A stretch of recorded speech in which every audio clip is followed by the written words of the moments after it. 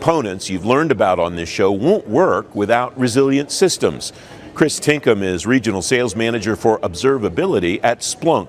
I asked him to define digital resilience as government agencies modernize. Yeah, like you said, everyone here is trying to go through this digital modernization journey, and a key part of it is definitely resilience. If your platform's not online, if it's not up and running, it doesn't matter how modern you are because you're not going to have the capability. So modernization is key. It's important because we got to keep up with our competitors, our adversaries, but resiliency is a crucial part of that. And with resiliency, you need to make sure that you're able to be scalable, to be able to meet the demands and needs, make sure you're secure, and make sure you'll be able to adapt to the changing needs of the environment and continue on that modernization journey.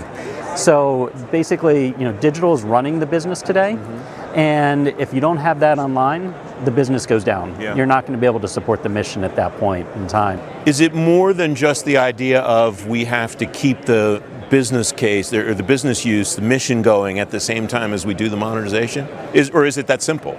You have to be able to do both at the same time. Yeah. I mean, if you're not evolving, then your adversaries are getting ahead of you. But at the same time, if you're not secure, you're not able to run online. And so a lot of the key to that is, first you have to have the data that's going to give you that insight into how to stay resilient. And a lot of these places, they have this data, but at the same time, it overwhelms them. They don't know what to do with it. They almost get into paralysis with too much data. So you have to be able to take that data and turn it into something. And a lot of these places are like, we've got the data, cool. What do we do now? So you need to prioritize what parts of the data are most important to your business, what parts of the data are most important to your mission, keeping it secure, and then be able to turn that data into something that's actionable. So whether it's giving you insights through the dashboards out there or automating responses to it, you have to be able to say, we know this incident's out there, we know this event's happening, but then now what? And the key to the data is not just having it, but having the wisdom to sort of take the next step with it. From both a tactical and a strategic perspective, what are the organizations that are doing this well doing that qualifies them as doing it well? So I think there's a few things to that. One is, like we got out earlier, or hinted at earlier, a lot of these are overwhelmed by data. There's just so much coming in, and they don't do any correlation on that data, and they just throw it out to everyone. So I may get something, you get the same thing, it goes back and forth, and none of us know what to do with it. So you have to be able to correlate it and then have actions associated with it. So oftentimes we actually see where people have less data, or less events that actually get to them, but it's correlated, and they're able to do more with it because they're not paralyzed by it. And then have plans in place to know what to do with that, and hopefully automated responses.